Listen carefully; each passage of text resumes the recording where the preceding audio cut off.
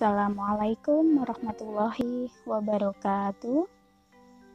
Alhamdulillah, hari ini kita masih bisa bertemu kembali ya, anak-anak soleh dan soleha, meskipun masih dalam keadaan suasana pandemi. Ustazah harapkan atau Ustazah berdoa semoga kalian bersama keluarga dalam keadaan sehat dan selalu dalam lindungan oleh Allah Subhanahu wa Ta'ala. Di hari Jumat ini kita akan kembali belajar tentang pengolahan data, yaitu di bagian kedua. Boleh disiapkan buku matematikanya dulu ya. Kita awalin dengan membaca basmalah. Bismillahirrohmanirrohim. Sebelum kita lanjut ke materi, Ustazah mau membacakan dulu tujuan pembelajarannya untuk hari ini. Setelah kalian nanti mendapatkan materi, Ustazah harapkan kalian dapat menjelaskan data diri peserta didik dan lingkungannya yang disajikan dalam bentuk diagram batang.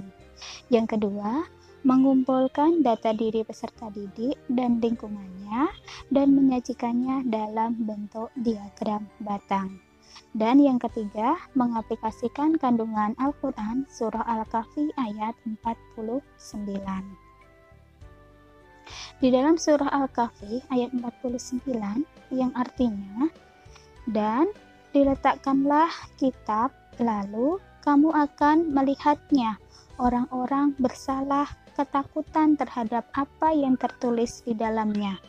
Dan mereka berkata, aduhai celaka kami, kitab apakah ini yang tidak meninggalkan yang kecil dan tidak pula yang besar, melainkan ia mencatat semuanya, dan mereka dapati apa yang telah mereka kerjakan ada tertulis. Dan Tuhanmu tidak menganiaya seorang jua pun. Nah, dari sini kita mengambil hikmahnya, yaitu apapun yang kita kerjakan pasti dicatat oleh Allah, sehingga kita harus berbuat kebaikan. Kalau kita selalu berbuat kebaikan, insya Allah kita akan menuainya nanti di akhirat nanti ya. Oke, sekarang sudah siap ya untuk belajar? Kalian bisa membukanya di halaman 137, yaitu tentang diagram batang. Di 2 minggu kemarin kita sudah belajar tentang cara-cara pengumpulan data dan cara membuat data dengan menggunakan tabel. Di hari ini kita akan belajar yaitu tentang diagram batang. Insya Allah ini materi terakhir di semester kedua ya. Nah, yang pertama yaitu kita akan belajar tentang cara menyajikan data dengan diagram batang. Pastinya kalian pernah atau sering melihat diagram batang. Mungkin belum tahu bagaimana ya bentuk diagram batang itu, tapi sudah sering melihatnya ya. Nah, diagram batang itu merupakan salah satu cara menyajikan data dengan menggunakan gambar balok atau gambar batang ya. Di diagram batang itu dibagi menjadi dua, ada 2 jenis. Yang pertama, diagram batang secara vertikal atau tegak. Nah, contohnya seperti ini. Nilai ulangan matematika kelas 4 ya. Nah, ini ya berbentuk batang yang bentuknya itu tegak atau berdiri ya secara vertikal. Yang kedua, diagram batang secara horizontal atau mendatar. Nih, bentuknya seperti ini ya, jadi mendatar. Oke, jadi bisa aja ingatkan kembali, diagram batang itu ada 2 jenis, yaitu secara vertikal dan secara horizontal. Selanjutnya, kita akan belajar membaca diagram batang. Setelah kalian tadi mengetahui bentuk diagram batang, kita akan membacanya. Bagaimana cara membaca diagram batang? Ketika kita melihat diagram batang pada buku kalian. Nah, sekarang kalian bisa lihat di halaman 138. Ustazah mengambil contoh soal di nomor kedua, ya, di nomor kedua, yaitu tentang banyaknya pengunjung kebun binatang. Di situ ada diagram batang yang menunjukkan hari dan jumlah pengunjung dari hari Senin sampai hari Minggu. Dari diagram batang tersebut, kita dapat mengetahui dua sumbu, yaitu yang pertama, sumbu mendatar menyatakan nama hari, Senin, Selasa, Rabu, Kamis, Jumat, Sabtu, dan Minggu. Nah, sumbu yang kedua yaitu sumbu tegaknya, sumbu yang berdiri, yaitu menyatakan jumlah pengunjung.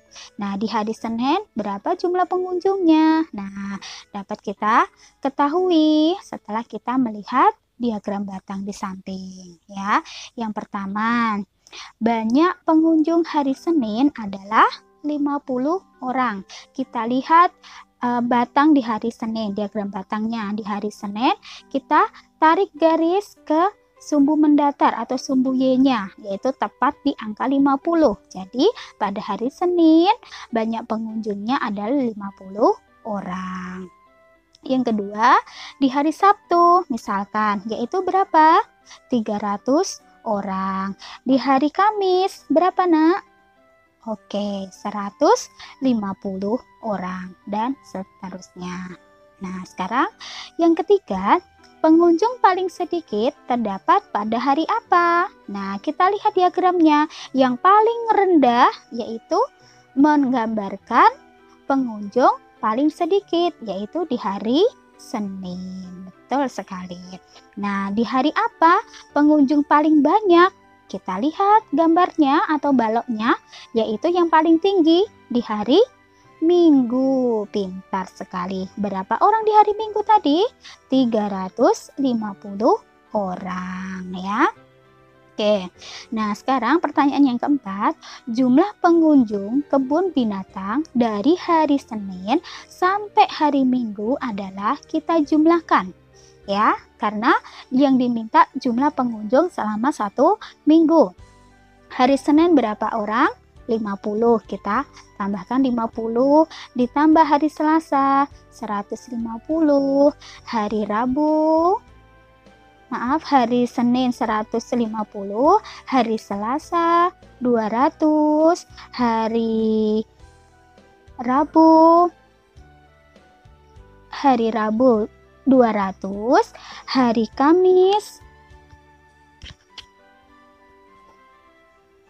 Kamis yaitu berapa, Nak? 150, hari Jumat 250, hari Sabtu 300, dan hari Minggu 350. Setelah kita jumlahkan yaitu 1450 orang, ya. Jadi pengunjung selama hari Senin sampai hari Minggu adalah 1450 orang. Tuh, ya. Jadi ketika kita melihat diagram batang, kita bisa menentukan beberapa macam dari kesimpulan tersebut, ya. Oke. Selanjutnya yaitu cara menyajikan data dengan diagram batang atau cara menggambarnya. Ada langkah-langkahnya.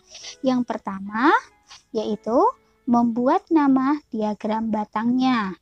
Yang kedua, membuat sumbu mendatar dan sumbu tegaknya. Yang ketiga, membuat keterangan pada sumbu mendatar dan sumbu tegak. Yang keempat, membuat skala dan menuliskan nilai atau keterangan pada sumbu mendatar dan sumbu tegak. Yang kelima, membuat batang menunjukkan frekuensi atau nilai lainnya. Nah, di sini contohnya yaitu membuat diagram batang tentang nilai matematika kelas 4A. Ya, di sini nilai 50 banyak siswa yang memperolehnya yaitu 1 anak. nilai 60, siswa yang memperoleh nilai 60 yaitu 3 anak. Nilai 70 berapa anak? 4 anak. Nilai 80 yaitu 6 anak. Nilai 90 adalah 3 anak dan nilai 100 adalah 3 anak juga. Jadi jumlah muridnya kita jumlahkan ada 20 anak. Nah, bagaimana cara membuatnya? Oke, kita tentukan dulu ya sumbu mendatar dan sumbu tegaknya. Sumbu mendatar itu menunjukkan nilainya, yaitu nilai 4, nilai 50, 60, 70, 80, 90, dan 100. Sumbu tegaknya yaitu menunjukkan banyaknya siswa. Oke, sekarang kita buat nilai 50 berapa tadi? 1 anak. Nah, kita tarik ke sumbu Y atau sumbu yang tegak. Nah, ya, gitu. Jadi yang paling banyak tadi berapa? Nilai berapa? Oke, nilai 80 yaitu 6 anak.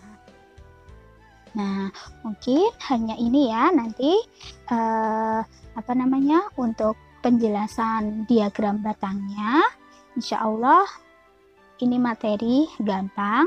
Kalau mungkin belum paham bisa diulang kembali videonya sambil melihat buku paketnya ya. Nanti kalian habis ini bisa mengerjakan latihan soalnya yang saja kirim di Google Drive. Tetap semangat dan mohon maaf apabila masih banyak kekurangan selama Ustazah mengajar matematika.